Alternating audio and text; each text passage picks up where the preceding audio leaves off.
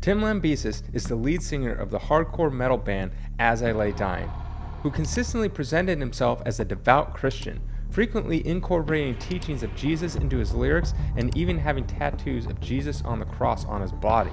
On the surface, Lambesis appeared to be a kind, religious man and a loving father to his 3 Ethiopian adopted children. But due to his drug addiction, something sinister was growing. From being voted most like Jesus in high school to being sent to a prison for attempted murder of his wife. This is the story of Tim Lambesis. As I Lay Dying is a Christian metalcore band from San Diego. They formed in 2000 with Lambesis as a singer and drummer Jordan Mancino. Playing as a duet, they ended up getting a record contract with Pluto Records and recorded their first EP, Beneath the Encasing of Ashes. They started to play shows and even got a tour lined up, so at that point, they knew they needed more members. They expanded to a 5-piece. Their contract with Pluto Records expired, and they were picked up by Metal Blade Records, which sent them into the studio for their second album, Frail Words Collapse. The album went on to peak at number 30 on the Billboard's independent album charts. Each of their subsequent albums got more and more popular, with their third album, Shadows Are Security, peaking at 35th place on the top Billboard's 200. They would continue to have lineup changes through these times for various reasons. Then their fourth album, Oceans Between Us, topped the rock charts at number 1 and hit number 8 on the top Billboard's 200 charts.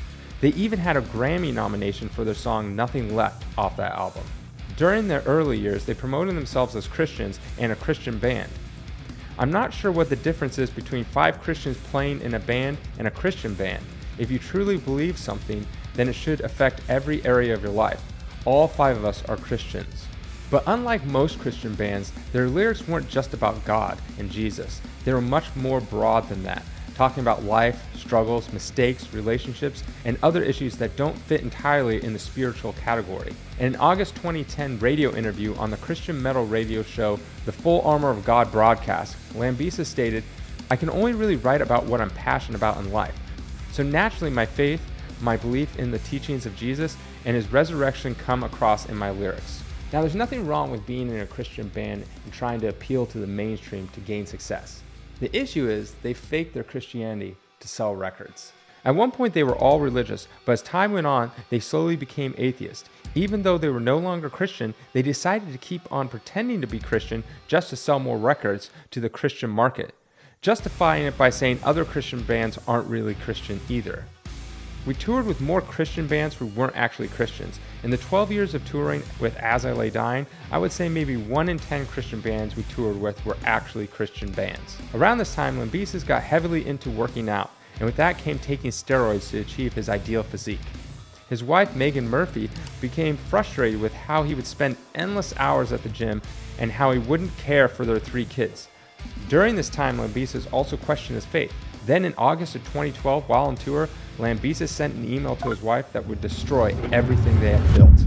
In the email, he stated he no longer loved her, he had engaged in an affair, and no longer believed in God. They immediately separated, and she filed for divorce the very next month. According to the divorce filings, Megan claimed that Lambesis was obsessed with bodybuilding and spent thousands of dollars on tattoos. She further alleged that he displayed neglect towards their children, leading to situations where their well-being was jeopardized. In one instance, he fell asleep while his little kids were playing in a pool.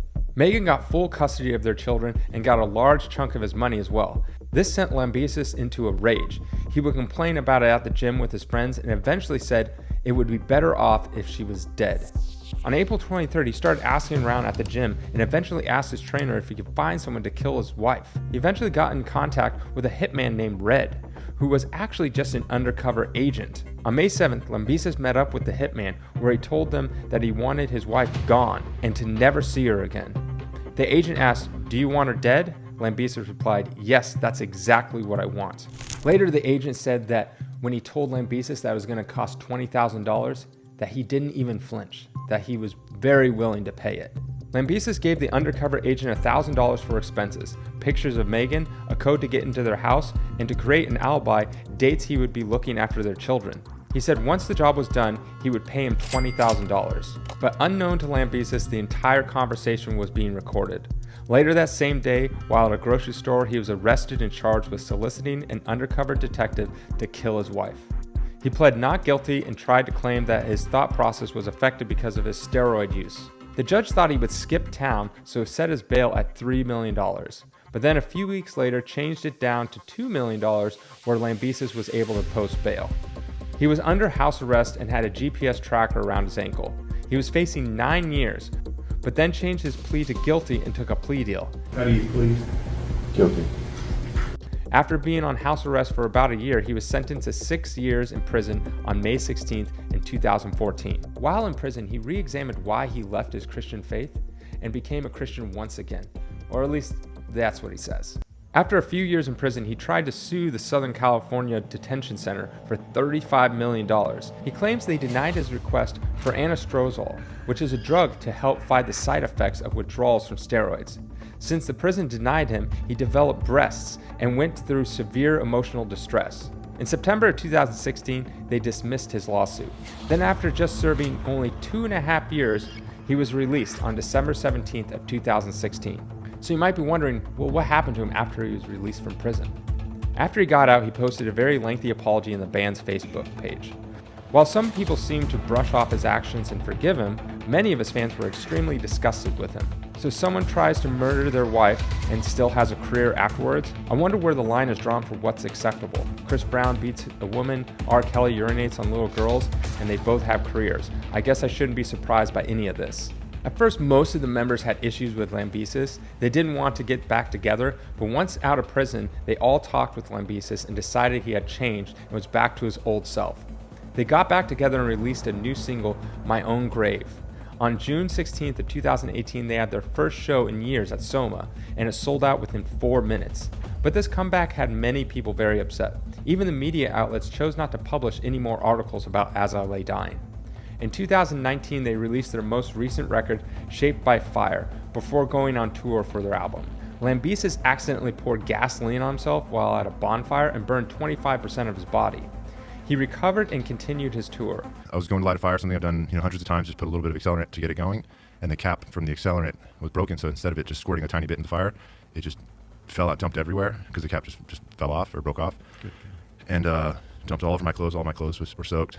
And then the can itself exploded in my, I had a bunch of hair that singed in my beard, and luckily my face was fine, but then the whole left side of my body was soaked, and I ended up in the ICU for a few weeks. Being burned itself is, of course it doesn't feel good, but it's like this momentary traumatic thing, and then the pain sort of like goes to this burning sensation, like the leftover wound. But then every day they have to change your bandage and then scrub that wound like really harshly with like I've heard in the military sometimes they'll even use like steel wool type stuff, depending on what kind of shrapnel's in there. In my case, they were just using like really harsh washcloths.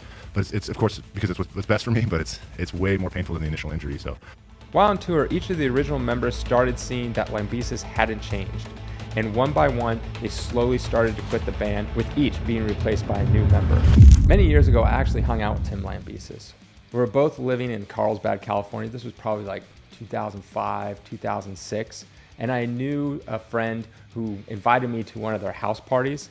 And I just remember one of my friends I was coming with, he was like super stoked. He was super excited to see this band because I guess he listened to the band. I honestly had no idea who they were. I just knew they were some hardcore band. And back then in Southern California, literally every single person that was in a band was in a hardcore band other than me. So they're kind of like a dime a dozen. I remember though, as soon as we walk into their house, Tim Lambesis looks over at us and goes, "Who the fuck let in all these Abercrombie people?" And during that time, me and my friends, we worked at like Hollister and Abercrombie, so that's pretty much all we ever wore. But we hung out with them. I remember going in the garage and talking to the bass player. I played bass at the same time, and we bonded over music.